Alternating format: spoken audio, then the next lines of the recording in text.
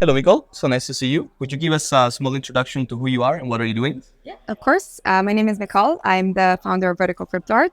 Vertical Crypto Art is a curatorial studio and a platform for Web3 art and culture.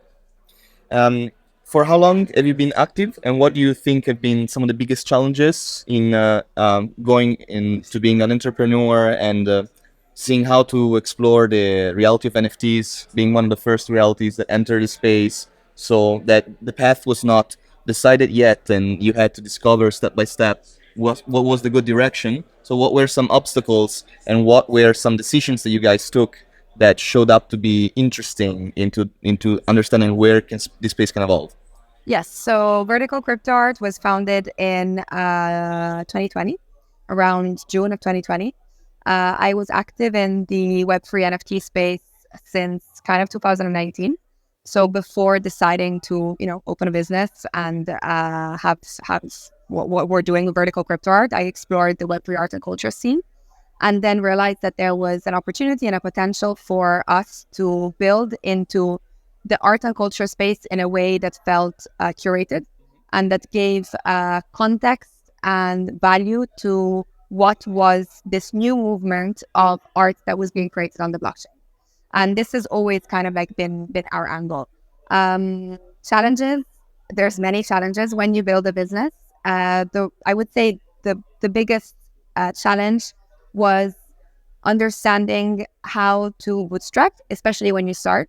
And so understand where you need to focus your efforts, not only from like a mind perspective, but also from a financial perspective and from like a goal perspective of the business.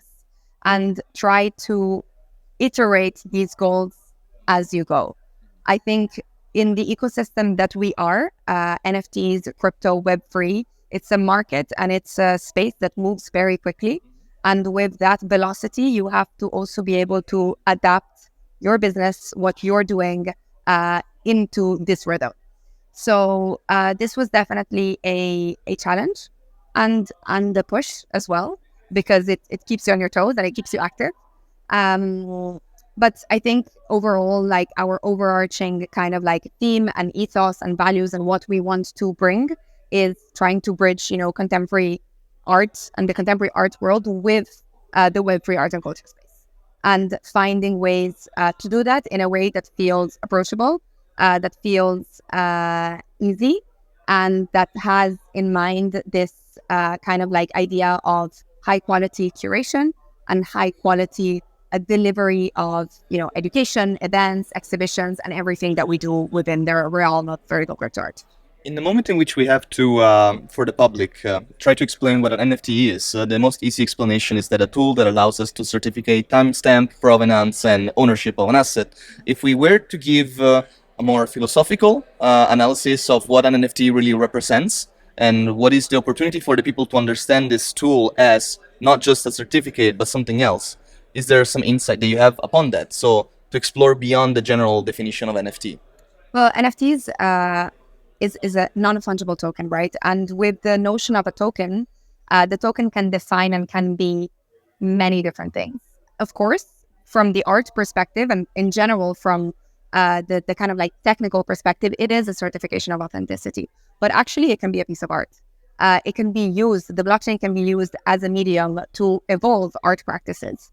It can be used, the NFT can be used as a medium to be a membership, to be a financial means, to be a game, to be used for voting protocols, to be used for, like DAO, to create like the decentralized autonomous organizations and understand how the token can be a token access, like an access token. So there's different ways in which you can use an NFT. I think from a philosophical standpoint, it's a technological tool that can have implications in real life. I think we are just scratching the surface. Right now, we've seen the financial application, we've seen the cultural, in a way, application. I think it can have applications for medicine, for banking, for a lot of other sectors that we haven't even kind of touched or explored yet. Okay. And one last thing, this is a little touchy subject. On the theme of crypto art and the specific of the movement, since there's a lot of interesting to understanding the difference between what is an artwork on the blockchain and what is something that maybe has been called the crypto art movement. Do you have an understanding that you could share with us of what determines the something an artwork to become part or to be part of something that can be called crypto art? And is crypto art still going on? Is it still an active movement? So crypto art to me is almost something that is detached from the notion of the NFT as a token, or from the NFTs at all. I think when we look at crypto art, we look at artists who created work that was maybe even not meant to be on the blockchain, but was discussing and talking about crypto and blockchain as almost like their source of inspiration. And that's how I got in touch with crypto art.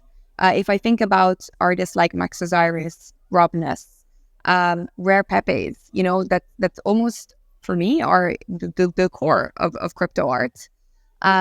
It's about talking of crypto in their work. And the idea of crypto art, the kind of like the movement of crypto art, then extended into becoming a more, let's say, like relatable to like digital art, and kind of like a wider movement of who is participating into the crypto art movement. I think yes, it's still going on. It is, as with every movement, and especially when a technological innovation like blockchain and NFTs became more widespread, it then allows for other ecosystems to kind of come in, and so maybe it becomes a bit more niche. But I do think that it was one of the defining movements that shaped what we're seeing now. Final question. You sort of like touched on this a little bit earlier. So the opportunity that NFTs and in general the blockchain are bringing for artists, you were talking about earlier subscriptions models. Of course, it's very renowned the fact that with NFTs we can have royalties through the marketplaces respecting this in the contract.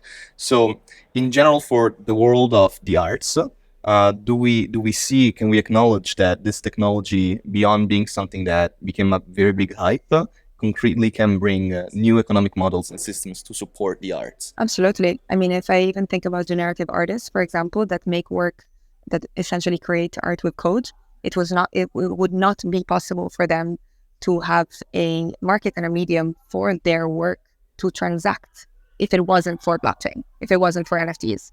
So definitely. And I think, again, like as I said before, we are seeing certain applications of what NFTs can bring to the cultural ecosystems, and we're going to probably see more and more. One last thing, just because they might not know it, what is generative art? Generative art is art that is made through code. Thank you.